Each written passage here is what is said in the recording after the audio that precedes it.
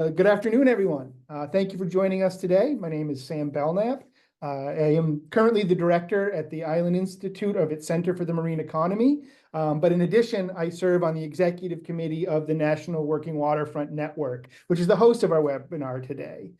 Thank you all for joining us today, and just a few kind of housekeeping things before we get rolling.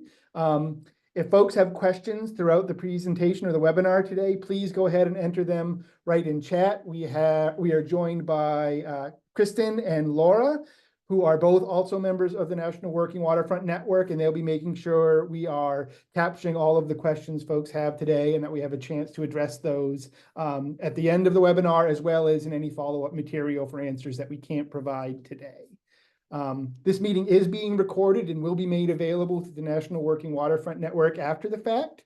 So if you wanted to share it, which we encourage you to do, it will be available a few days after this webinar. If you do have issues, chat is disabled. So if you have other audio issues or things that emerge throughout the meeting, please bring those to our attention through the Q&A panel as well. And before we turn things over to our participants for today, I just wanted to say a few words about the National Working Waterfront Network. For those of you who are less familiar with the network, we are a national organization that is working across the country with entities including businesses, industry associations, nonprofits, local governments, state and federal agencies, universities, sea grant programs, and individuals dedicated to supporting, preserving, and enhancing our nation's working waterfronts and waterways. Our aim is to promote informed decision-making through efforts like our national conference, which is coming up this February. I encourage you all to check that out.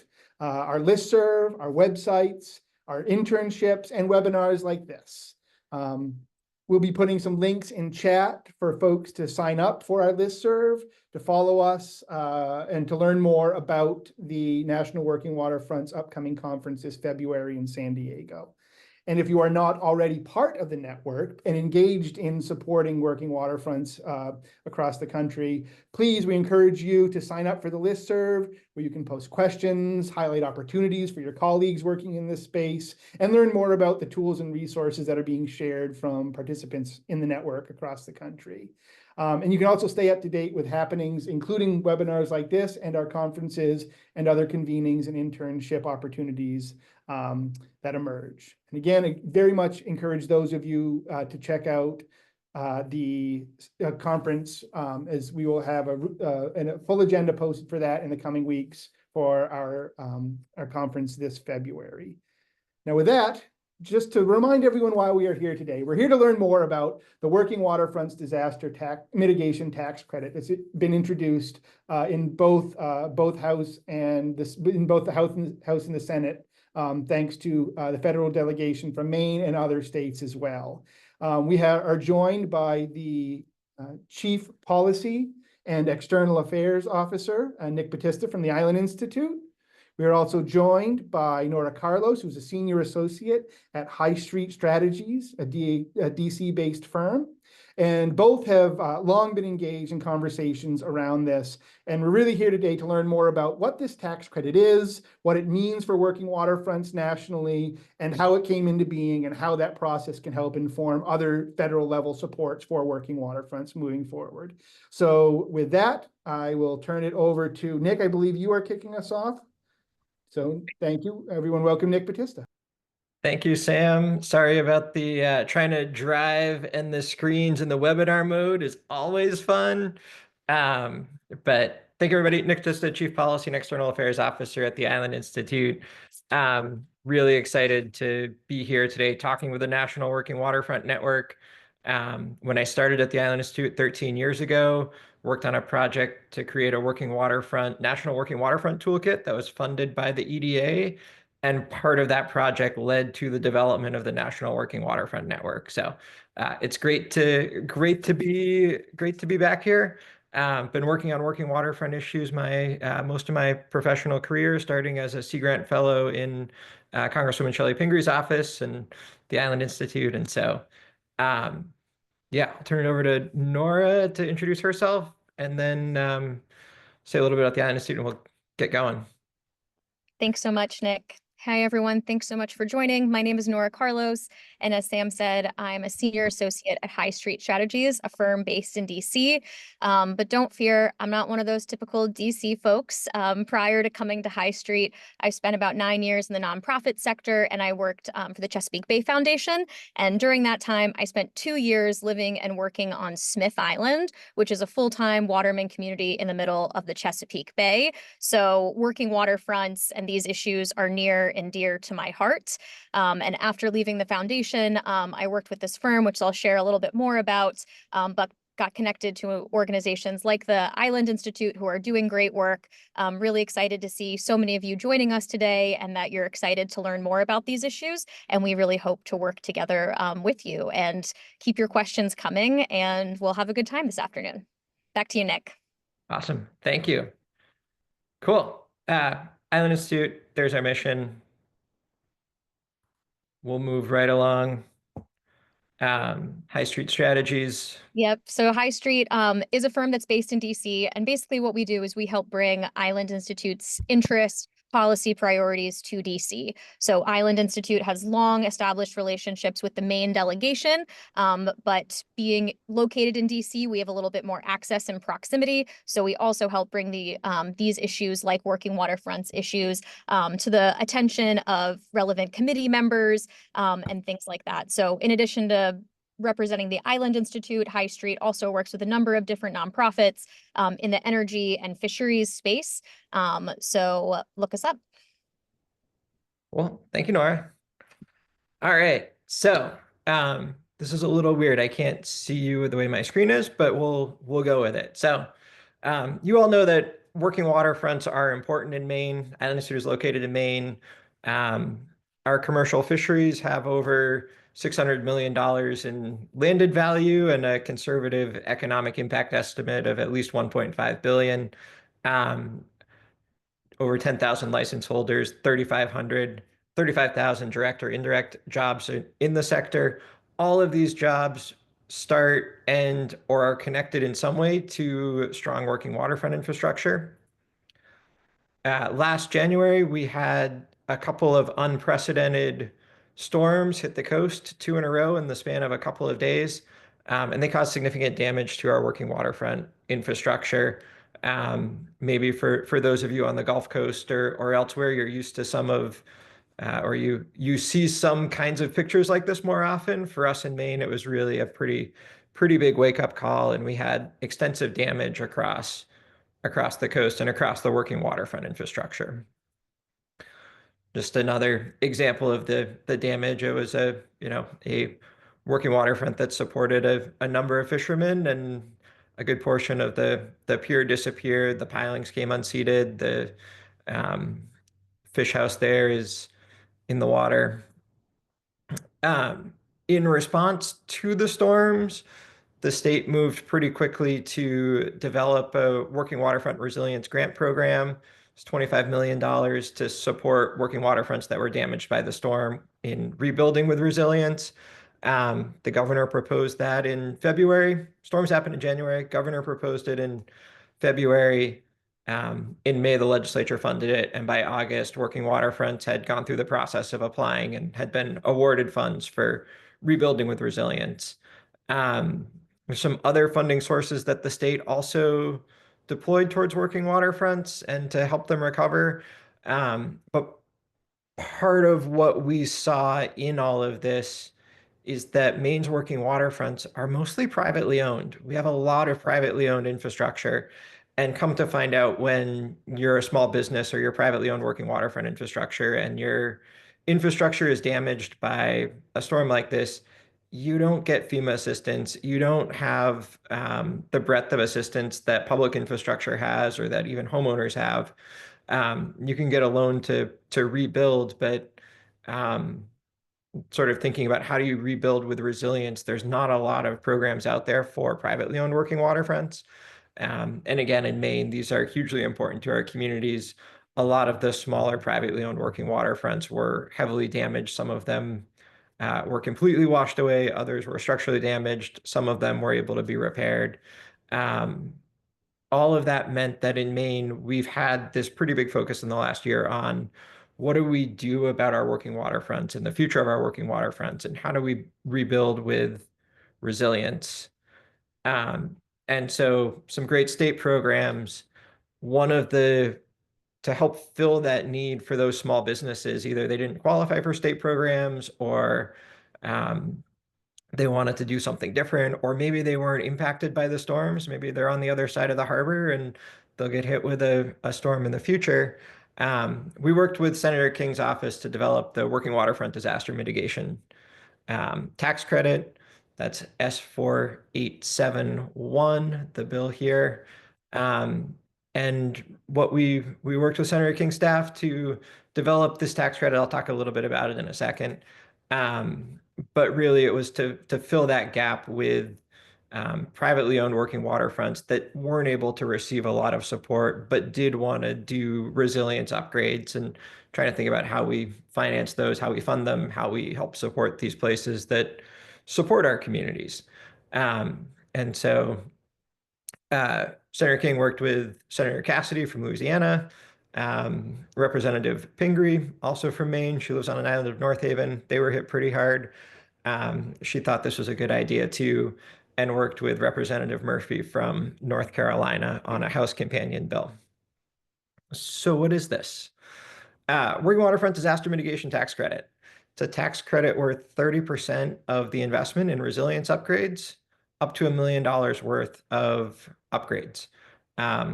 Nora will talk a little bit more about tax credits a little bit later, but just these are the good ones. These are the ones you want. We'll come back to this too. There's a definition of working waterfront infrastructure contained in the bill. And just calling it out for the working waterfront network, provides access to navigable waters, persons engaged in commercial fishing, recreational fishing, boating, boat building, aquaculture, dredging, other water dependent activities, and is used for or supports those activities. And so we can talk a little bit about how we got to some of these definitions and some of the policy choices in the bill in a minute, but wanted to just wrap up quickly here with the eligible activities. So you get the 30% tax credit if you implement eligible activities on your working waterfront. The eligible activities listed in the bill come from FEMA's Hazard Mitigation Assistance Program and Policy Guide. So there's a shared understanding of what these resilience actions could be. There's regulatory definition. There's a 600-page policy guide that helps support and say, what do we mean when we say this? Here are the kinds of activities that are included in the bill: structure elevation, localized flood risk, shoreline stabilization, flood proofing, retrofits, warning systems. All right, Nora, over to you. Yeah, thanks so much, Nick. So that's a little bit on the background and, why Island Institute wanted to bring this issue forward and start having this conversation. So now let's get into like a little bit of the policy and the politics around this. So as you all are probably aware, we're currently at the very end of the 118th Congress. So we only have a handful of days left. And as you might be aware, they still have a lot to do. So, things that are on top of mind on the Hill right now is continuing resolution to fund the federal government, which expires in just 9 days, and then things like continuation of the Farm Bill as well. So right now, as Nick shared, we have 2 bills, one introduced in the House and one in the Senate, which is great because we have a jumping off point and a starting place. So come January, we will enter the 119th Congress, and it's a new year. So now we will have Republican control of both the Senate and the House. And this year is going to be a huge tax policy year. So a lot of the Trump tax credits from the TCJA will expire at the end of 2025. So there's a lot of urgency in coming up with tax policy and updating tax policy. So what that means is that we have 2 committees of jurisdiction that are going to be working really hard to come to consensus and try to figure out overall the agenda for tax policy. So that's the House Ways and Means Committee and the Senate Finance Committee. And already this summer, this fall, those committees have been holding hearings, meeting internally to try to set that agenda. Where are the priorities? Where are the policies? You know, where are the areas that both the House and Senate really want to focus on in this year? So really that creates an opportunity, right? So the opportunity here is to advance and include this Working Waterfronts Disaster Mitigation Tax Credit Act into a larger package. So if you can go over to the next slide, Nick. So this is a small bill, and we'll talk a little bit more about how that tax credit works, but it's a pretty small bill that allows for this tax credit to be included. And the nice thing is that it's a bipartisan bill in both the House and the Senate, and it includes a wide and diverse geography. So obviously we have 2 co-sponsors, both from Maine, but then also representatives and senators from Louisiana and North Carolina. So having you all on today is super important because you are all calling in from very different places. And so we'd love, you know, for you all, as you're listening in and tuning in, to think about supporting this legislation, because we want to reintroduce it in the 119th Congress and have more diverse geographical and bipartisan co-sponsors. So we don't want this to be a bill that's only Democratic led, because it's not going to go anywhere. And right now, you know, disaster and resilience are very bipartisan issues. You know, obviously these storms that happened in January in Maine are a tragedy, but we want to, you know, prepare better and smarter for that next storm. And so, you know, one thing also to note is that the, you know, the climate on Capitol Hill and in the incoming Trump administration will change, but resilience is still a key issue for these offices, and still an issue that we can get bipartisan support around. So that's a little bit of setting the political table. So maybe just to kind of reiterate a little bit more about what we're talking about, Nick and the Island Institute hosted a fantastic webinar yesterday about storm resilience and how the state of Maine is helping to recover. And as Nick was sharing, there are so many state programs and federal programs from the Inflation Reduction Act and the Infrastructure Investment and Jobs Act. But really, that demographic that's missing are these private business owners that have working waterfront infrastructure. So basically, you know, this is a tax credit for these folks. That's a dollar for dollar reduction in their income tax liability. So cash in your pocket. So, you know, though this is not a refund, this is a non-refundable tax credit that would reduce the tax you owe. So it would lower your tax liability by 30% of your investments. So we think that this is a great solution and an effective way to incentivize these critical infrastructure upgrades, and, you know, is something that a lot of other programs don't cover, this kind of forecasting, resiliency planning. So we hope that this is an effective tool that people will use. So a little bit about the eligibility and who can get them. So as we mentioned, this is available to small businesses that operate working waterfronts. So, you know, we really hope that, and our intention here is that this is somebody that, you know, wants to invest in a business related infrastructure, protect their property from damage from rising sea levels, and again, prepare better and smarter for the next storm. So these are small business owners that make less than $47 million, which I know seems like a lot. That's a little bit in the weeds in the tax code, but we're trying to get this to small business owners. One more thing that's important to note down here is that, you know, though a lot of the areas that we're talking about, Maine, Louisiana, North Carolina, these are all coastal states, and perhaps you're coming from a coastal state. The other thing that was very intentional about the design of this bill is that inland waterways, you know, the Great Lakes, the Mississippi rivers, that those same folks are also included in this tax credit and not forgotten about and left behind. And again, that should only help strengthen our diverse geography and bipartisan support for the bill. So a little bit here, you know, we've already shared a little bit of our intention, you know, why this legislation came about. But again, we're trying to make this as useful as possible.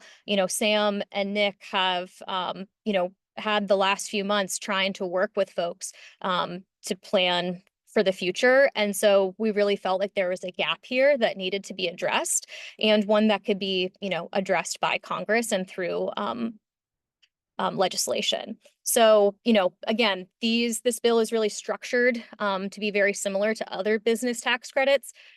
Perhaps you heard about some of the tax credits from IRA and IIJA, some of these EV charging tax credits, renewable energy tax credits, pretty similar idea. Also in the bill, it's adjusted for inflation. And again, just trying to have that bipartisan appeal given the climate of what's going on in Capitol Hill and with the incoming Trump administration. Nick, anything else to add here about crafting? Like, what else did I miss here? I think that's pretty good. Just if people have questions, we can go into the weedy details of the tax policy decisions. But yeah. Great. So I think, that's kind of it in a nutshell. But we really want to hear from you all. Again, we kind of want to know where you're coming from and in your experience, about how much are folks thinking of the future, like about how much are they planning or intending to spend. I think a lot of places are also probably reactionary, right? When the storm hits, that's really when people start to think about this. So would just be curious to hear from you. Second question, maybe I'll just kind of like read them out loud and we can kind of have the chat. So whatever comes to mind. But as I shared, we're also considering those inland waterways and folks that are not just located on the coast. So are there any other, specific things that we should be aware of? And then finally, we want to help you all talk about this idea.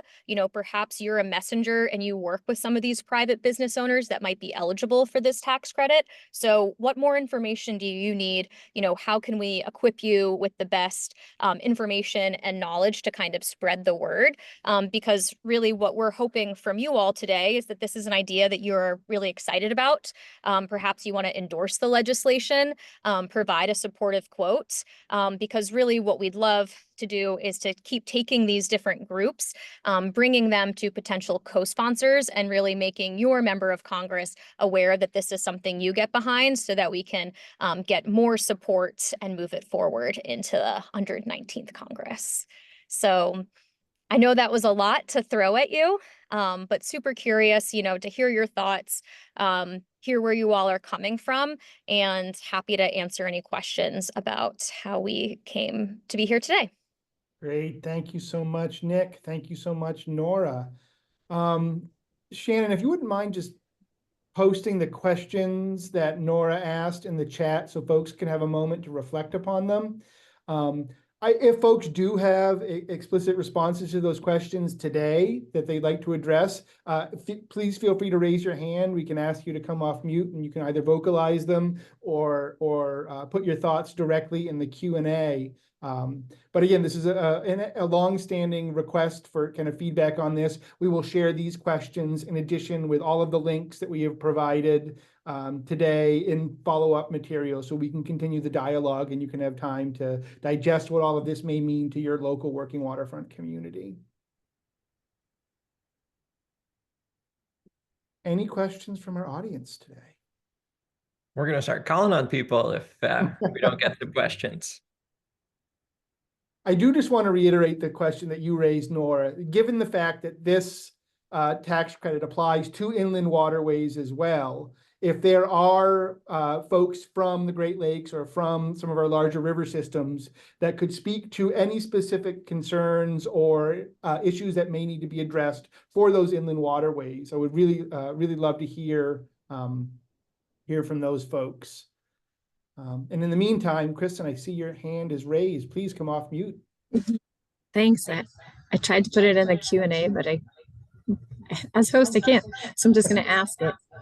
How does this legislation define working waterfront businesses?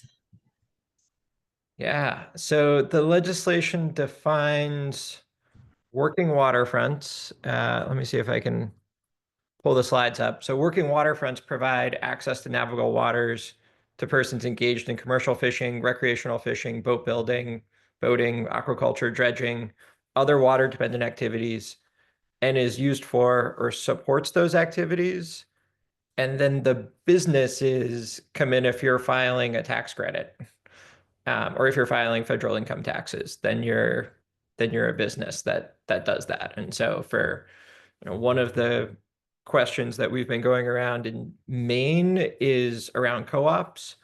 And so we have a number of lobster wharfs that are organized as C6, 7, 4, not fours, C6 maybe co-ops.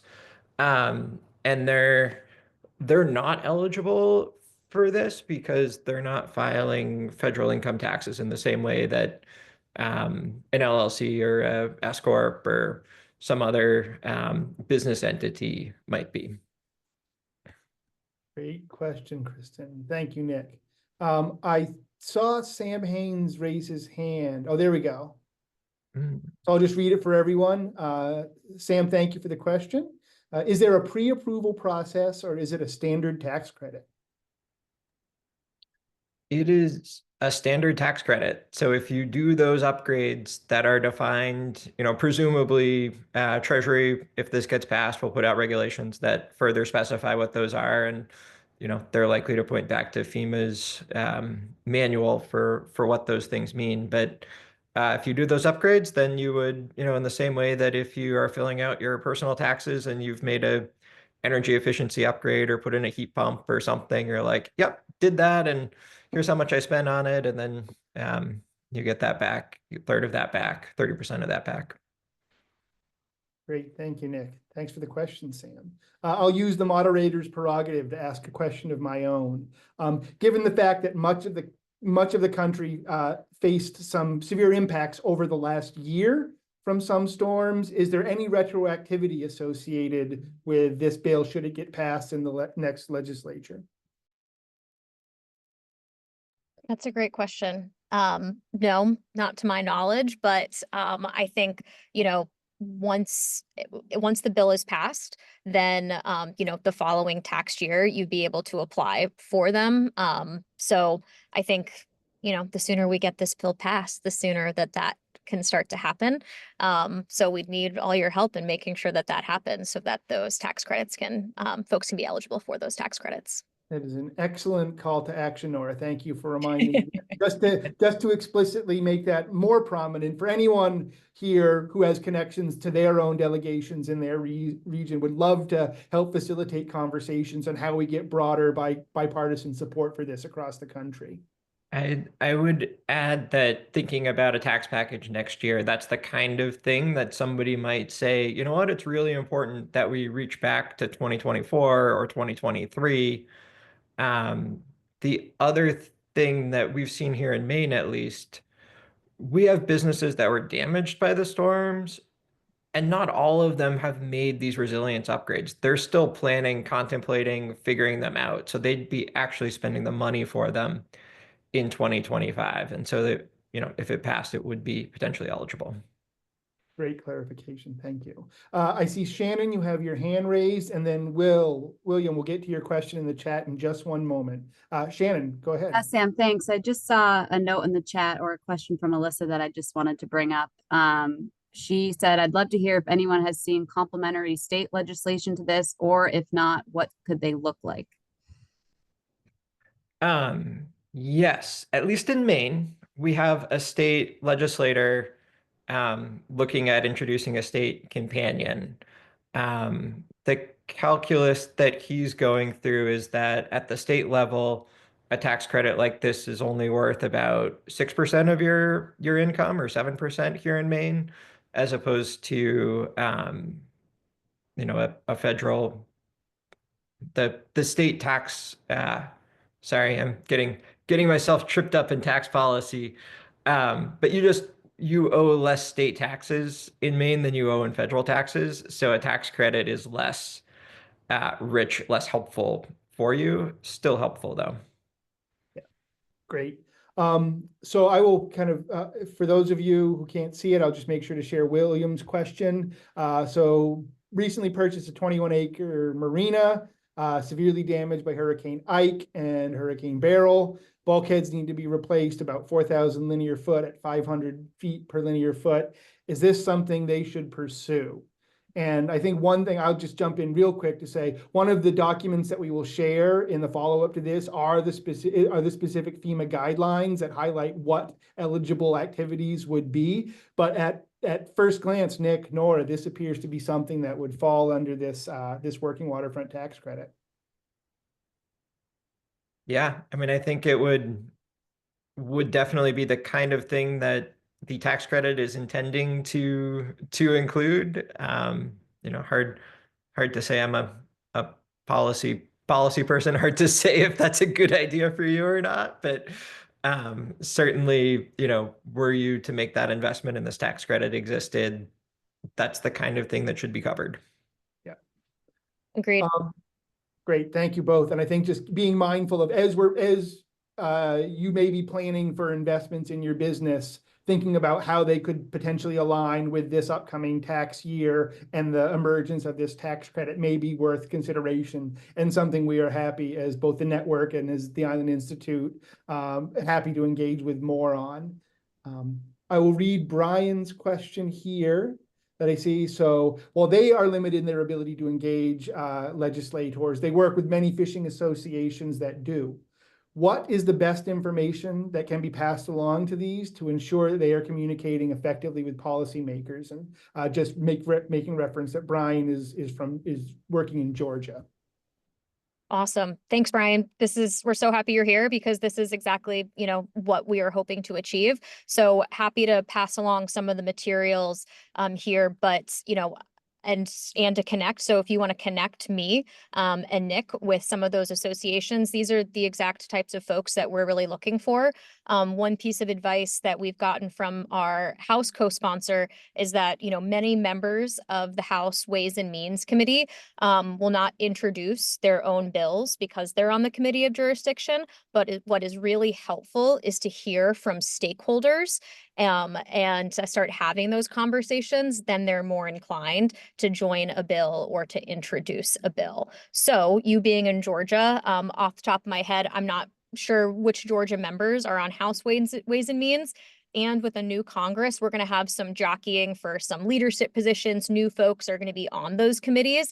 So we're happy to pass along some resources, but I think maybe a good place to start is Shelley Pingree put a press release out with Representative Murphy of North Carolina, just saying, hey, here's the bill. This is the idea. Here's why we like it. So that is a great place to start. And then Nick and I also designed a one-pager that's just, hey, here's the bill, here's what it does. So I think those two resources and sharing those with those fishing associations would be super helpful. But if you connect them with Nick and myself, then we'd be happy to have a conversation and even connect them with their legislator to try to be as effective as possible and get their support for a bill. I would just add to that, I think this will be packaged as it's recorded and will be packaged so you could share the recording with them directly. And then the other thing is, you know, I think we're always happy to come to a version of this presentation with those groups. And so that's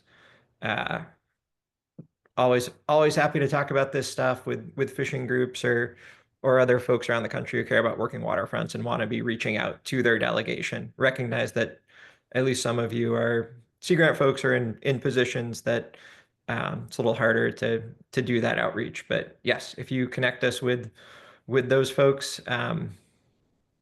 we can help. And I will just flag, many members of the Institute will be attending the National Working Waterfront Conference in February. And I would encourage you all to reach out to us directly to set up conversations around this during that event and to share with your colleagues throughout the network. And potentially we can have a broader conversation where we make more connections on this front and kind of carry forward some of these conversations that are started today. And thank you, Brian, for sharing your contact information. We'll be sure to grab that down and make sure these are connected. Anyone else who's interested in having some of these conversations in the near term, please do share your contact information with us. And let us know that you're willing to have some of these conversations so we can make sure to kind of get those on the books and move things forward. I would also just say I think there are some names on here of people who are from North Carolina.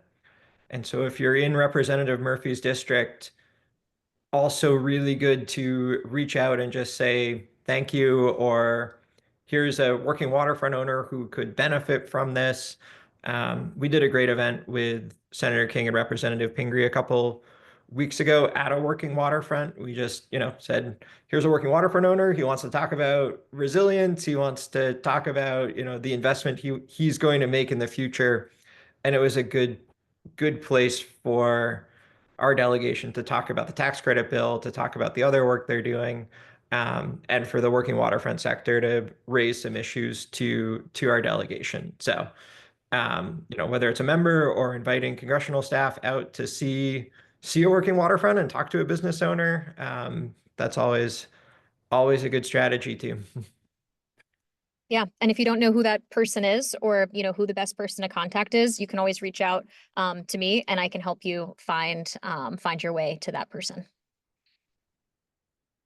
Thank you, Nick. Thank you, Nora.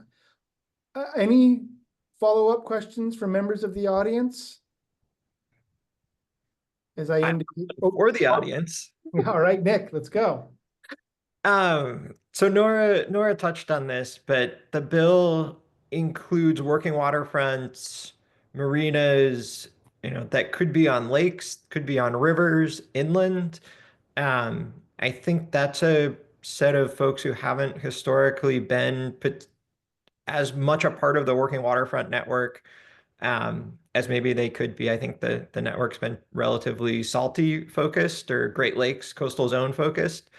And just curious if anybody has connections or thoughts or knows of, how do we reach those people? Island we deal with like salt water in Maine. So trying to figure out who's having these conversations in, boatyards in Missouri or something is well outside of our wheelhouse. It's a great call, Nick. Thank you for flagging that. And do encourage folks to think through their networks and who might be good folks that we could loop in to these conversations and to more broadly into conversations with the network writ large. So I'm seeing a question now. Is this the same tax credit that requires the application for working waterfront land classification? No. All right, good answer. Good short answer. No, that's it.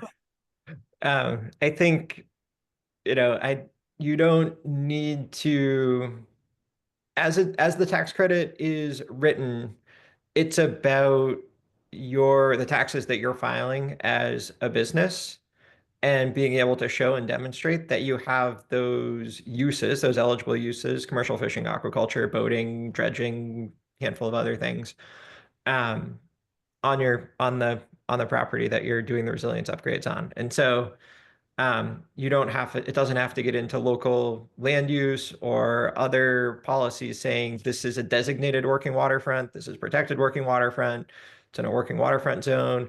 Don't need to worry about any of that. That's one of the really nice things about doing something like this through the tax code is you can just skip over some of those steps and just have it be, you're a small business and you're making these resilience upgrades and you have these uses, you're on the water, you're eligible. Great clarification, Nick. Thank you so much. Any additional questions from the audience? I love the easy questions. The good one-word answer is always nice. Well, while we're waiting to see if anything else comes in, I guess Nick and Nora, any final words you'd like to leave our attendees with before we wrap up this webinar today? We'll start with you, Nora. Sure. I think we're excited about this, and the 119th Congress is about to start, and it's our intention to really hit the ground running. And like I said, just to try to push this forward, make sure that it's included in the tax package, and to get more bipartisan support. So like Nick said, we would be happy to meet with your groups or folks that you think might be interested to share more, because we think this is an effective way of meeting some of these challenges and making sure that groups that, may have been left out of federal funding or state funding have the opportunity to plan for the future. So really appreciate the opportunity to chat about it, and please reach out because we want to hear from you. Great. Thank you, Nora. Nick. I would echo everything Nora said, and then maybe we'll answer Brian's question first, and then I'll Yeah, go there. please do. Thank you. So Brian asked if theoretically everything passes as intended, when would this tax credit be a reality? 2025, 2026? That really depends on how the tax package is crafted. The last time a major tax package went through in 2017, it impacted that tax year. And so unless there's some reason for budgetary scoring or something else to say, let's put this out a couple years, if this gets included and it passes in 2025, like resilience upgrades you make in 2025, you start to be eligible, or a business starts to be eligible for. And that really, I think, is a nice bringing back to the point I was going to make in wrapping up. I've been working on working waterfront policy since I was a Sea Grant Fellow in Shelley's office, worked on Representative Pingree's working waterfront bill. We tried really hard. It was 2009. It was, things were looking good.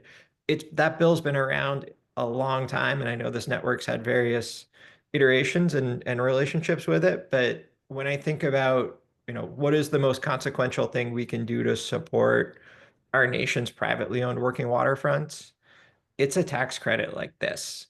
The amount of money that this drives towards resilience and enhancing working waterfronts in communities is huge.